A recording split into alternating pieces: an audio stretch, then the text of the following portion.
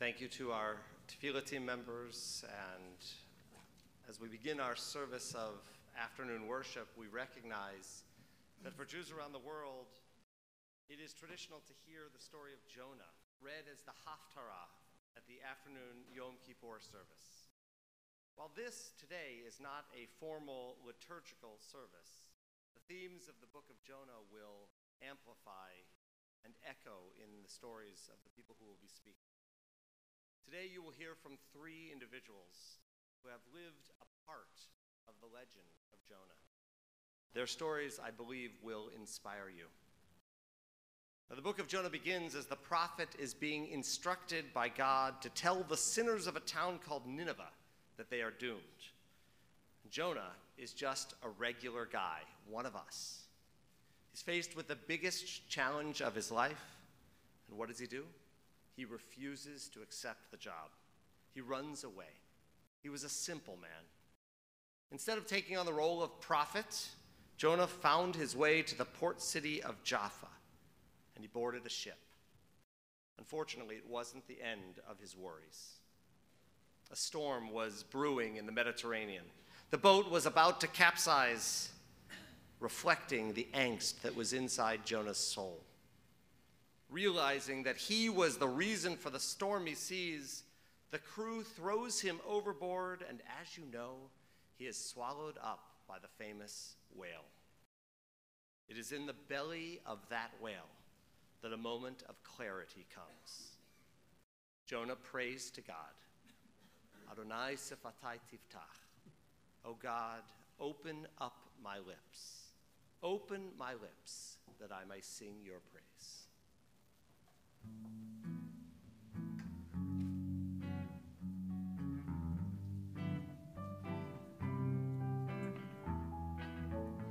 Adonai sefatai tiftach, ufi nagid hilatecha. Adonai sefatai tiftach, ufi nagid hilatecha.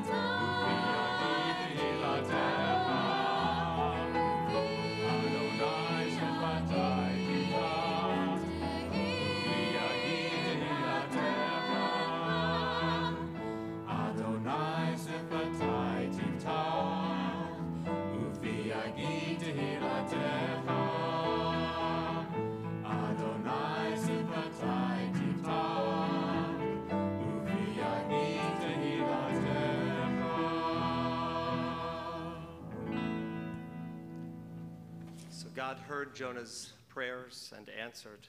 Jonah was spit up on dry land by the large fish, and finally was ready to take on the challenge of God's command.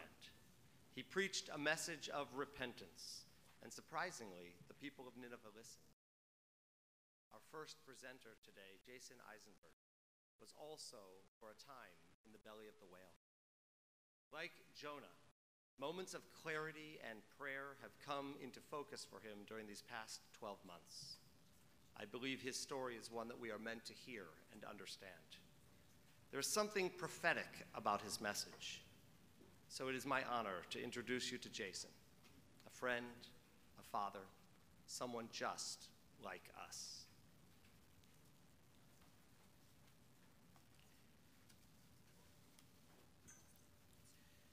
Let me tell you about the incident. Just less than a year ago, it was a gorgeous fall day, October 6, 2016.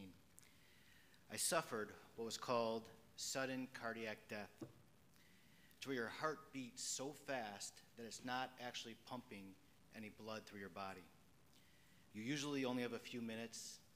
I was without a pulse for 27. I built homes for a living. At 8 a.m., I got up from my desk, went out to the construction site to meet the superintendent. As I pulled up, he was throwing bricks into a dumpster, so I joined in. After a few minutes, I walked away and sat down in the shade. Another gentleman walked over to me and said, "Do you feel all right? Do I need to call anybody?" I said, "No, not yet." I stood up, walked back over to the pile of bricks, and fell over. The superintendent called 911. He explained to the operator what had happened and wanted to know if it was okay to do compressions because he knew I had a pacemaker. They got disconnected. He called back, explained again what had happened, and was told, "Yes, you can." He started right away, and he was the one that was actually pumping the blood through my body. Finally, the ambulance arrived.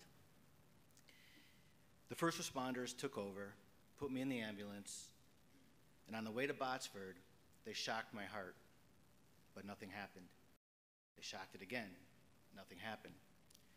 They shocked it a third time and finally got a pulse. My wife was notified of what had happened to me, where I was taken, and that she should get there right away.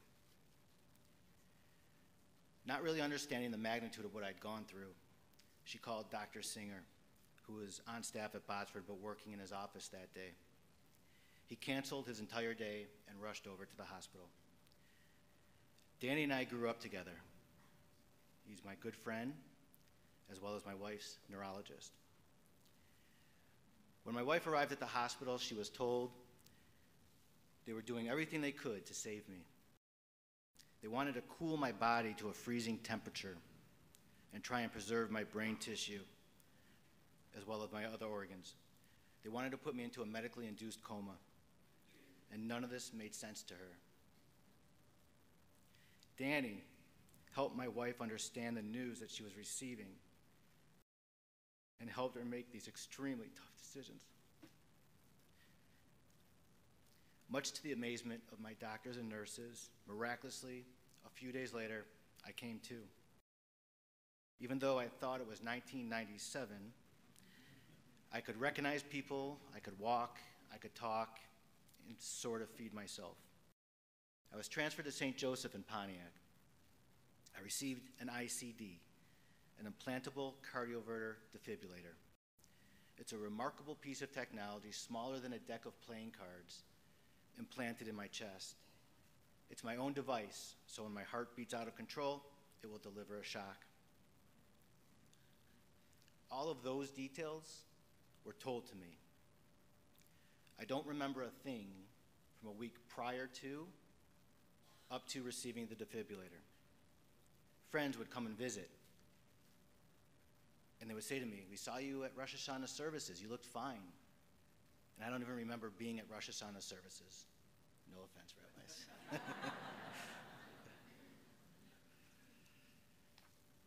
The only thing I do remember is this, and I remember it as clear today as when it happened. I don't exactly know when it happened or if it was a dream, but it is the only thing I remember. I was a million miles away. There was no noise, no chaos. I felt no pain, nothing hurt. There was a room up ahead of me. It had an orangish yellow glow to it, surrounded by darkness. There was a door, and I went to it. I opened the door, and standing there was my father-in-law, who had passed away 8 years ago. Standing up against the sidewall was my dad, who had passed away 2 years ago. He did not make eye contact with me, which I thought was weird, but I was happy to see them.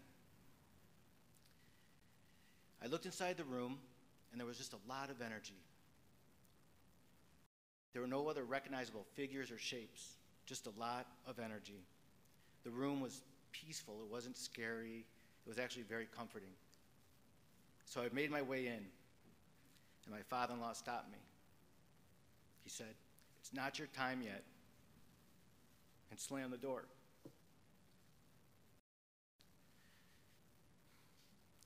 I now know why my father would not make eye contact. He didn't want me there. And my father-in-law made it clear. So as happy as I was to see them, they were not happy to see me. After a few months of recuperating, I was home. It was January 1st. I had felt a weird flip-flop in my stomach. I later learned it was my device pacing my heart out of a bad rhythm. On February 12th, 6 weeks later, we were having a lazy Sunday. I woke up, threw on my holy underpants. They literally had holes in them. I threw on a t-shirt and shorts. We were getting an elliptical delivered that day, and I was making room for it. And I felt this rush of excitement, and I didn't know why I was so excited. And it occurred to me I should probably go take my blood pressure. I walked down the stairs, through the foyer, into the living room, and my body froze up. I couldn't move, and then all of a sudden the insides just shook. It occurred to me my defibrillator was going off. I yelled to my family, "My defibrillator's going off, my defibrillator's going off," but I couldn't hear myself yelling over the noise I heard inside. Then, all of a sudden it got dark, there was a big burst of light, and I got hit with a jolt of electricity. It felt like a horse kicking me in the chest, and then somebody coming up behind me with a baseball bat and hitting me in the back. I dropped to my knees, and I got shocked again and again and again. I was now lying on the ground. My family was standing around me. I got shocked again. My youngest son went running away saying, my dad's dying, and my wife went to go console him. The other two kids were standing, watching me, and I asked them to call 911. All I could do was grip my chest, and I wanted to rip it out and just hit the off button. My 13-year-old daughter went outside to wait for the ambulance. My 16-year-old son spoke to the operator. My daughter came back in as I laid on the ground in the fetal position, grabbing my chest.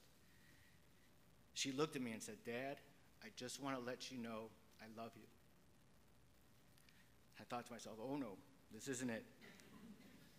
I smiled and I said, "I love you too, but remember, it's doing its job. It's keeping me alive," as I was trying to talk myself into it, as well her. I got shocked again and again and again. At this point, I didn't know how many more I could withstand. I was losing energy, but I did not want to die in front of my kids. The paramedics showed up. I got into the stretcher.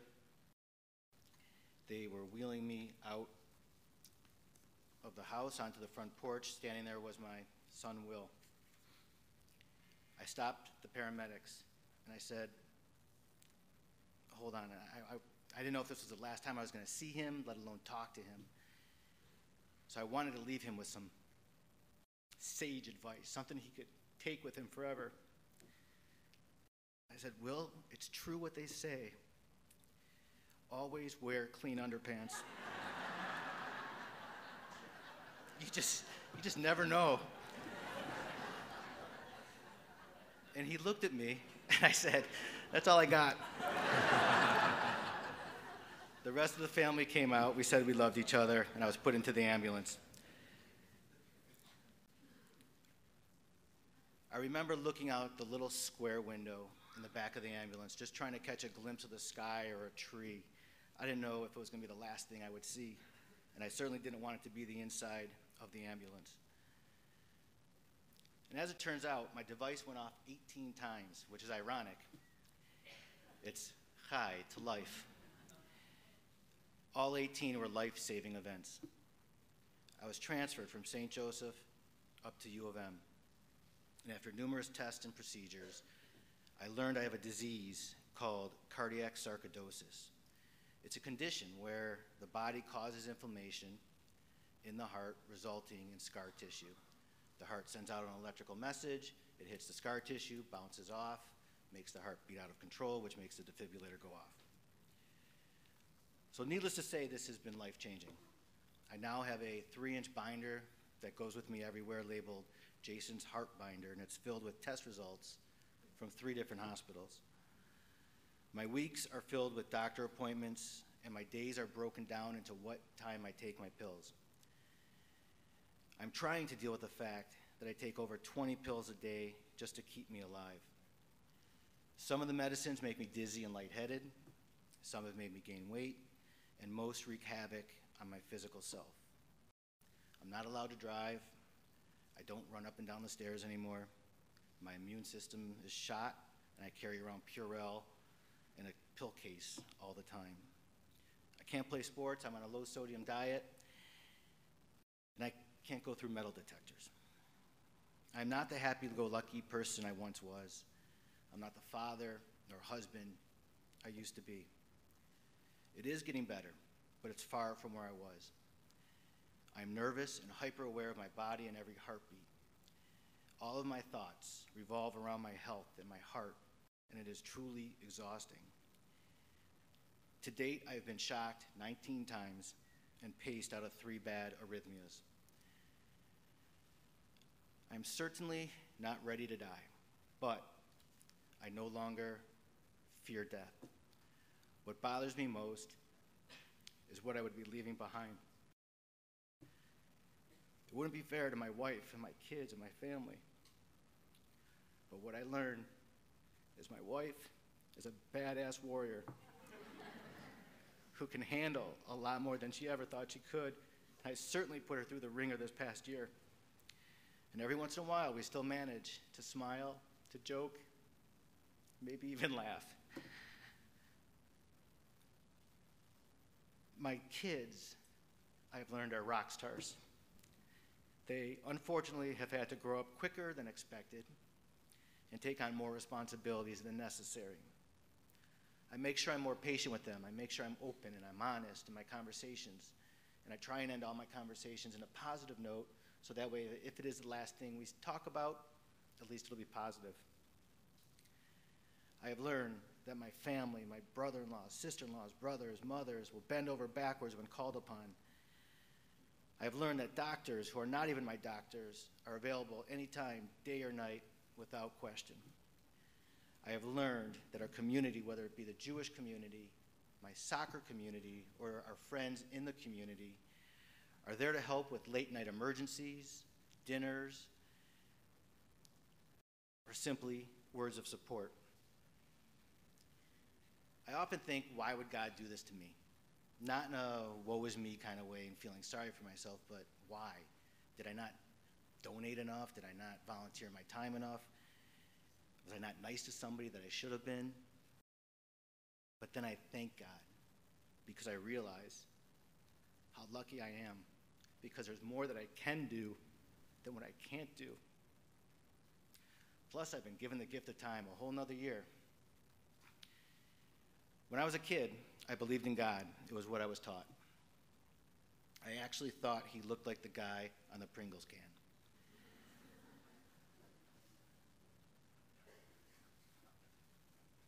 This guy.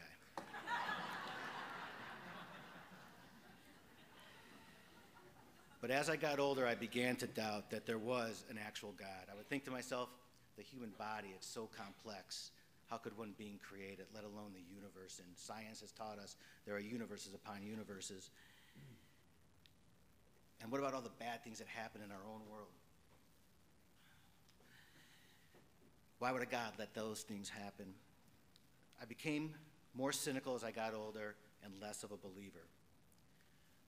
I still attend services, and I still send my kids to Sunday school, but I wasn't necessarily a believer. But then I fell over onto a pile of bricks and went somewhere for 27 minutes. Happy New Year.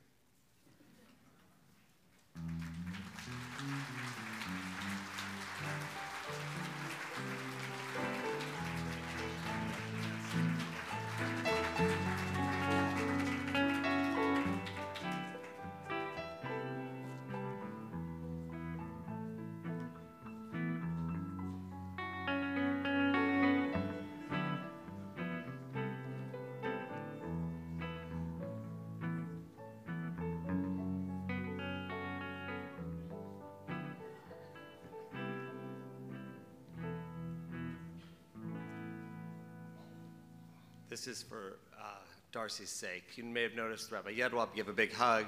I gave a fist pump. For today, only fist bumps to Jason. This many people, just let's leave him without infection. Darcy, how did I do? Good, okay, good. Danny Singer, our next presenter, and I met as staff members at a summer camp outside of Indianapolis, Indiana. I was studying to become a rabbi, and he was beginning medical school. I remember participating on a panel discussion for a group of regional high school youth groupers. We were sharing our path to Jewish leadership. Danny explained that he had actually considered being a rabbi, but he further clarified that his choice to become a doctor was actually a thoughtful one. As a doctor, he would heal, he would teach, he would still be a leader in the Jewish community. Today, he has indeed fulfilled both roles. His Jonah moments come in examination rooms, in hospital rooms, as a husband and father. So I welcome to this bima my friend and my rabbi, Dr. Danny Singer.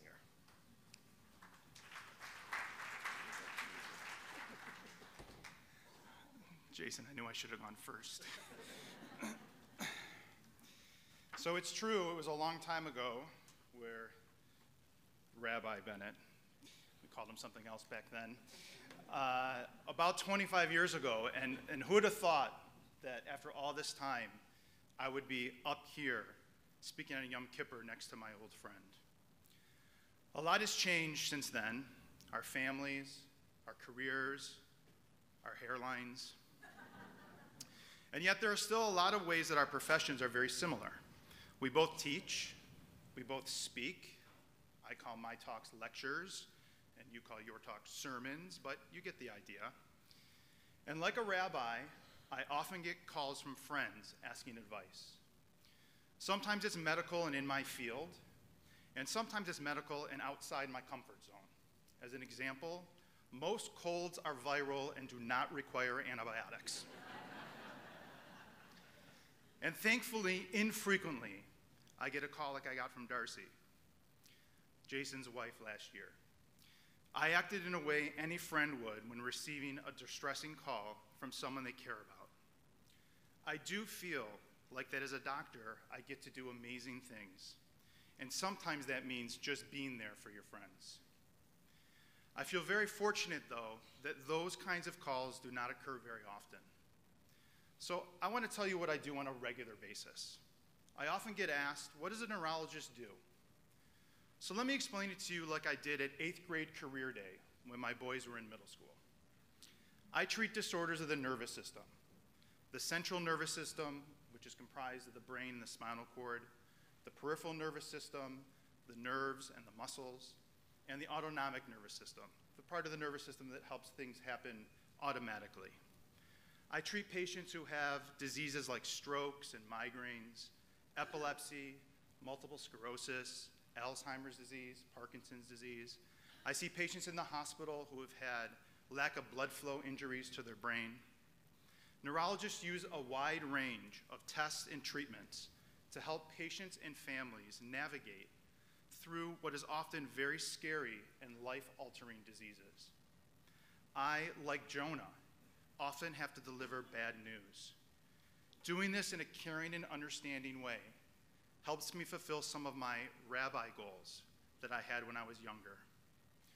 Sometimes, like Jonah, the thought of delivering that news can be extremely stressful. There's one particular story when being the doctor was extremely difficult. In fact, ranks up there with maybe the worst day of my career. It was a late Thursday afternoon in the fall of 2008, and my phone rang.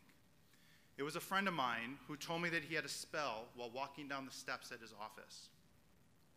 His whole right side went numb and was a little weak. He was a healthy 40-something-year-old, and I encouraged him, in fact, I begged him to go to the hospital.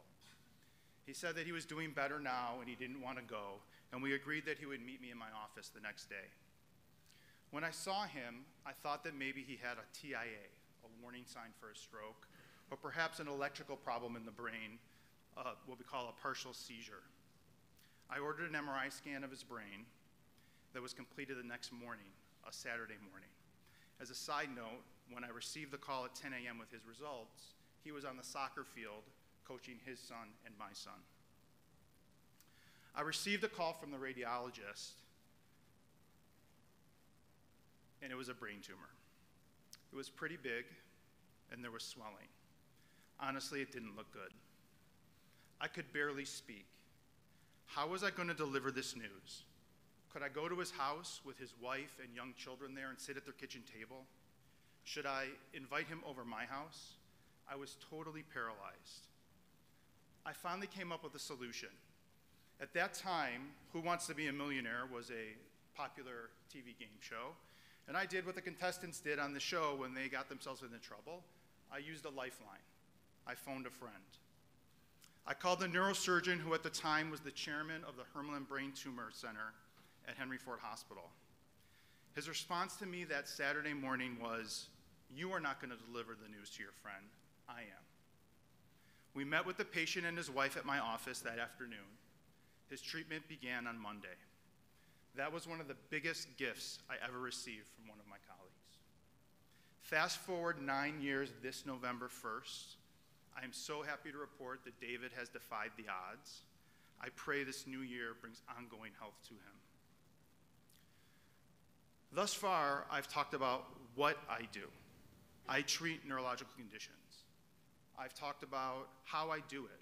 I use tests, treatments, a lot of communication, but I've not talked about why I do what I do. Simon Sinek, a motivational speaker, has come up with the idea, start with why. He explains that starting with why is the essence to really making a difference in how you understand the world around you. I would urge all of you to go and look at his website or listen to his TED Talk called Start With Why, W-H-Y. So why do I do what I do? My father, Jack Singer, is my inspiration. And I owe a tribute to him, not at his eulogy, but today, while he's well enough to hear me. You all should do this for your loved ones too. My father is a doctor. He was what used to be called a general practitioner. I have memories of going with him on house calls and making rounds at the hospital on weekends. I remember him coming home late and continuing his work as he personally called his patients at home with their test results or to see how they were feeling. Doctors like my dad are the reason why they changed the name of the specialty to family practice. Because not only did he treat babies as well as the elderly, his patients felt like he was part of their family. 10 years ago, after 47 years in practice, my dad retired. We all attended the retirement gathering that was held at his office. I was totally blown away. There was a line outside the waiting room, outside into the parking lot, and around the entire building of his current and former patients waiting to give him a hug, say thank you, and wish him well. After that evening, I wrote him this letter.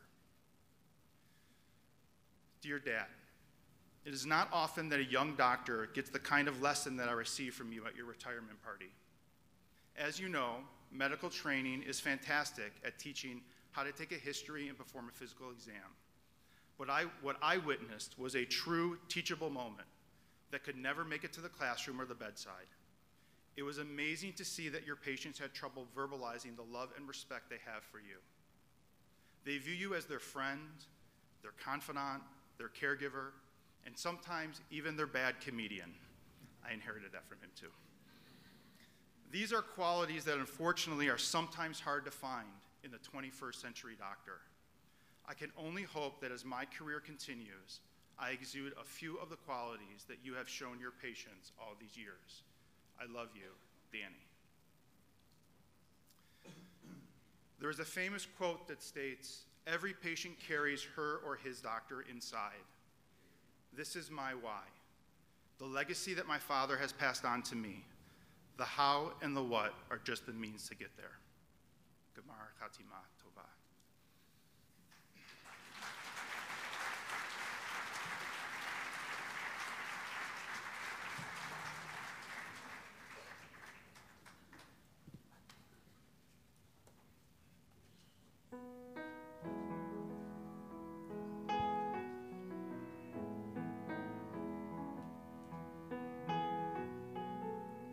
I give thanks for all that I see. I am endless, like waves of the sea. I am humbled by your glory above, for restoring my soul, for making me whole, for your wisdom, your faith, and your love.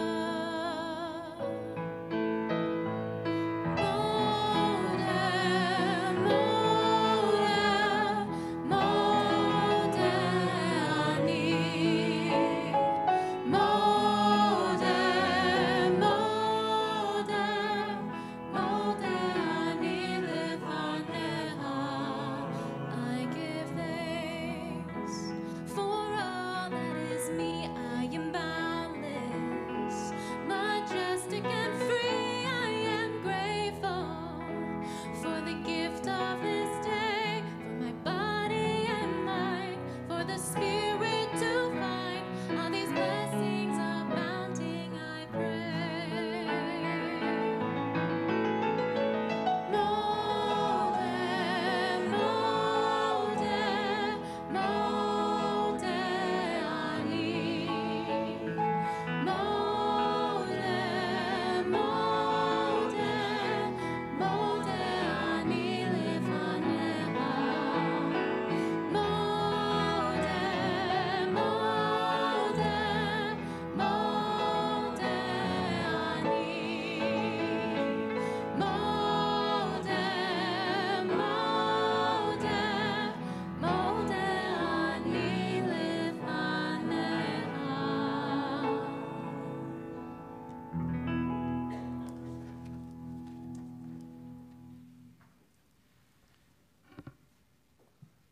I only met Lisa Daniels by happenstance.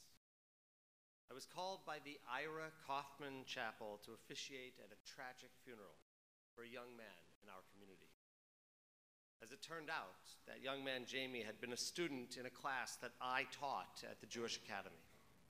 He always pushed the limits, but with respect and charm. Nothing would prepare me for this moment. His mother, Lisa, has been a rock in the wake of news no one ever wants to receive. Like Jonah, she has survived, she has persevered, she has overcome.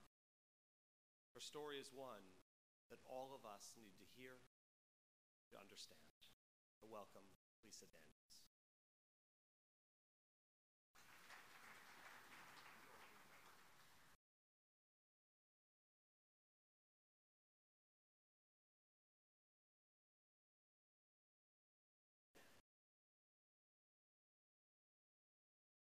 This has been the most difficult almost 10 months of our lives. December 7th, 2016 will forever be the most difficult day for all of us. That is the day we found out our beautiful son, Jamie, had died. And while rumors and speculations circulated, not all untrue, Jamie's story is not exactly what you think. For a few years before Jamie's death, he had struggled with an addiction to prescription medication. With great effort, we worked tirelessly to get him help, but it was always one step forward 3 steps back. We finally found help from a psychologist here in Michigan that at Jamie's lowest point recommended he move to an inpatient treatment center in Florida. After spending 10 days in the hospital here, where they weaned him off of all the medication he was taking, less than 24 hours later, he was on a plane to Florida.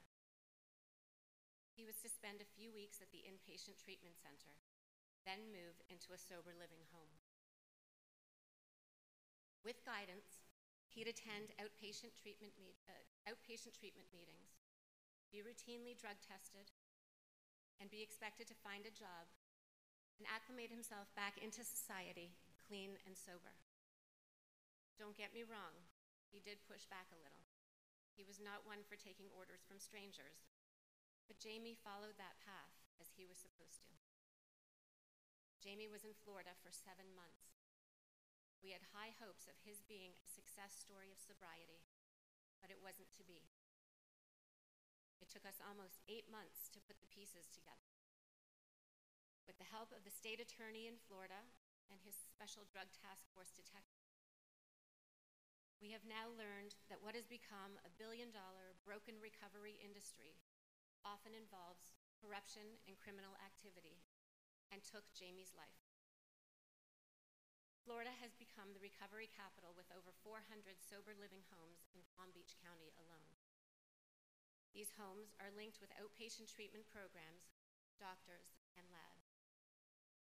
However, many sober home owners realized there was more money to be made by preying on individuals in recovery with insurance. They pay anywhere from $500 to $1,000 to what have been termed body brokers. These people befriend and lure individuals into specific homes, sober homes, with offers of gifts, or as in Jamie's case, a promise of rent completely covered by insurance. In many cases, they provide drugs to those in recovery, so the relapsed client has to enter detox again and starts the cycle all over. All the while, the owners are charging the insurance. In a nutshell, it is patient brokering. They all receive kickbacks for each patient they refer, and they can keep billing the insurance. With Jamie, the doctor they sent him to, a self-described addiction specialist, put Jamie on new medication for his anxiety. Jamie had already been on an anti-anxiety medication for a month. This new doctor prescribed alprazolam, commonly known as Xanax, a highly addictive drug and not one that would commonly be prescribed to someone addicted to prescription medication. In other words, Jamie was set up to fail. On December 7th, just 4 days after being prescribed these medications, Jamie ingested heroin laced with fentanyl. Since Jamie had been clean for 7 months, that pill shocked his heart and killed him. Unfortunately, it wasn't clear to police at the time, nor to us now, how or where he got the drugs, as no medication or drugs were found at the scene, and the guys that were with him at the time of his overdose have disappeared. The intent, of course, was not to kill Jamie, but to keep him in the system and continue to abuse his insurance. After speaking with Blue Cross Fraud and the Drug Task Force detective, it was determined that most of the charges from 2 of the 3 sober homes Jamie had lived in were fraudulent. In less than 7 months, in these 2 last houses, there were over $50,000 in insurance charges for urine and blood tests. Approximately 2 weeks after Jamie's death, we learned that the owner of the last house he lived in was charged with, amongst other things, money laundering and insurance fraud. He is now serving a 27.5-year prison sentence. Are you wondering if my faith has been challenged? At 16 years old, Jamie gave a self-diagnosis to a therapist he and I went to see as having ADD and recommended the therapist put him on Adderall. After seeing the therapist once a week for about 5 weeks, the therapist agreed with Jamie. and told me I had set him up for failure, that he wasn't smart enough to get through high school at the Jewish Academy and get into university. I was dumbfounded, almost speechless. Was it adolescent behavior, stress, anxiety? Perhaps. But it absolutely was not ADD. Jamie admitted to me years later that he intentionally pressed the wrong buttons on the computer while taking the ADD test. It was that simple. I came across a quote recently. Life can only be understood backwards, but must be lived forwards. I truly believe that Jamie was struggling with something when he was 16, but Adderall was not the answer. It was, however, the beginning of something terrible. The Adderall continued. What we don't know exactly is when Jamie turned to opiates. What we do know is they were easily attainable on campus, and by the time he graduated, couldn't stop. What I have told you is a small portion of Jamie's life and addiction. This is not what defined him. He was a beautiful soul. Jamie was the most loving, caring, and compassionate person. He loved and protected his sister like no other. They really were the best of friends. He spoke to her every night, making sure she was safe in her apartment while up at school.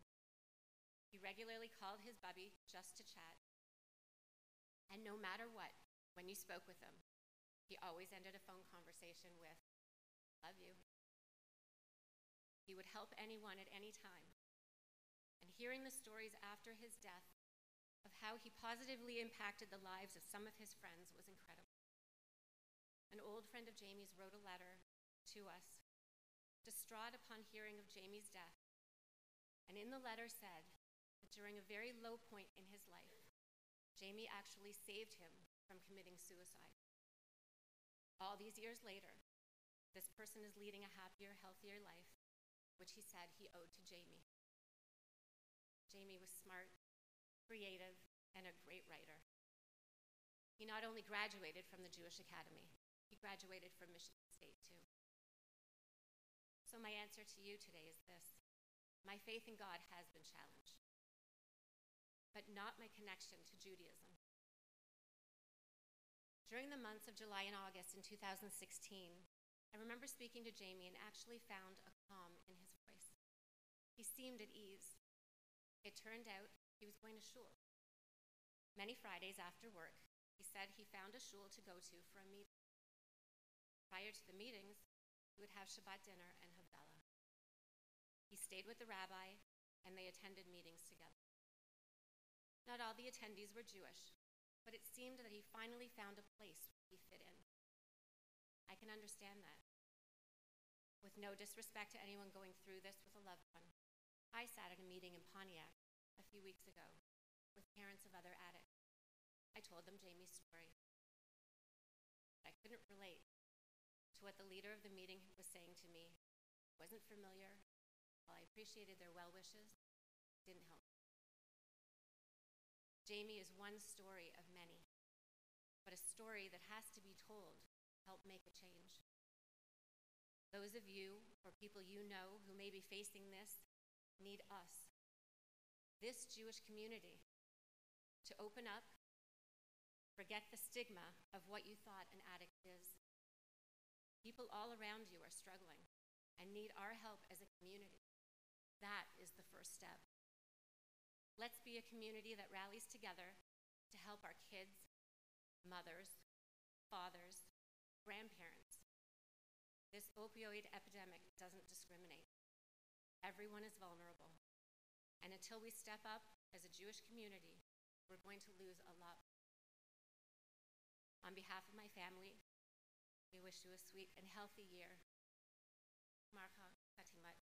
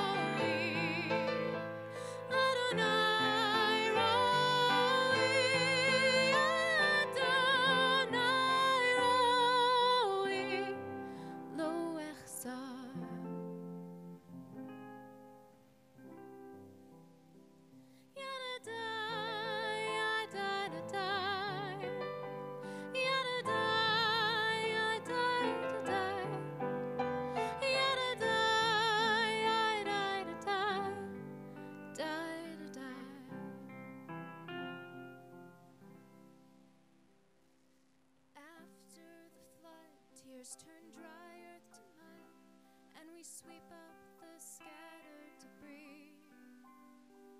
Do we show our love most if we hold our dove close? Or at some point do you set that bird free? But life has a habit of testing your faith. Your branches may bend, but it's seldom they break. Now we look to the skies and we search for a trace to find that you're bending an arc in its place. Adonai Roi, Adonai Roi, Adonai Roi, Lo Echzar, Lo Echzar.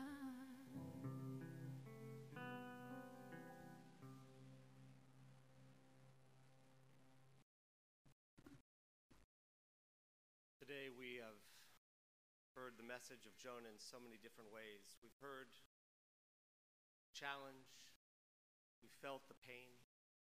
At the same time, in the words of music and the sense of this place, we also know that there is a future.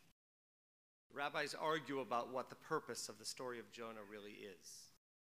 I believe the story teaches us that even if we are in the belly of the whale, we will find our way out. We will find our own peace. We will find a future filled with blessings. And so today, those blessings have been given to us by Jason, by Danny, by Lisa, by Emma and Scott and John, members of our tefillah team, who have helped to beautify our service. Just a quick announcement or two. If you are staying today for our memorial service, it will begin at 5:15.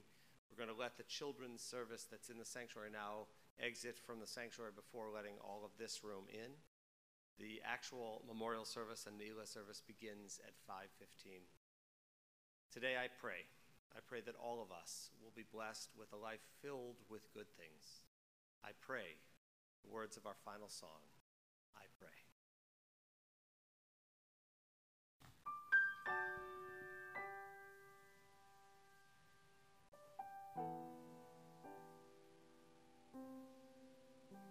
In the silence,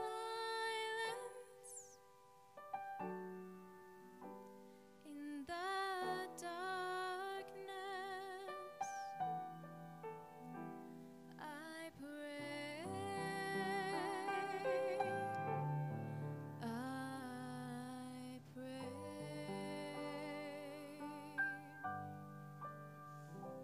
In my unrest,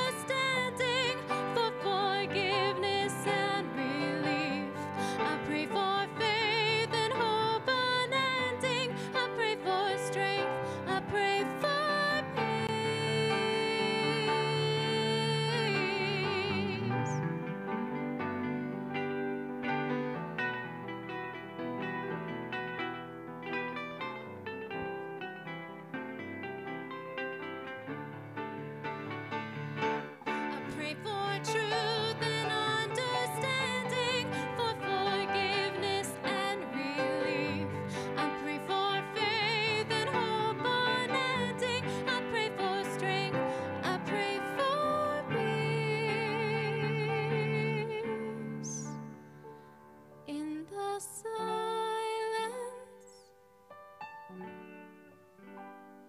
in the darkness.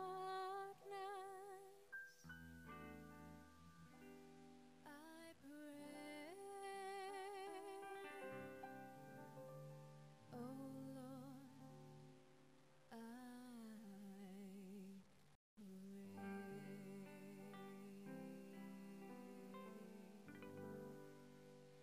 Gemar Chatima Tova.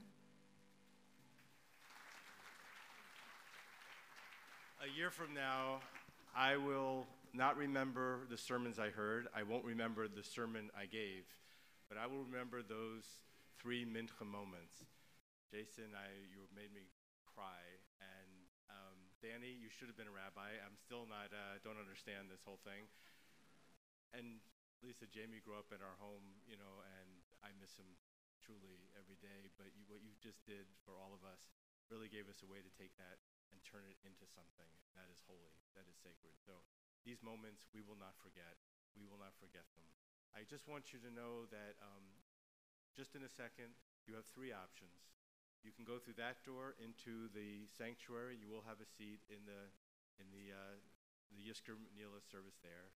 You can go through that door and return to your cars, or the wise here will stay in this room and celebrate Yizkor and Nila with me. So those are your 3 options. Gemar Chatima Tova. We love you all.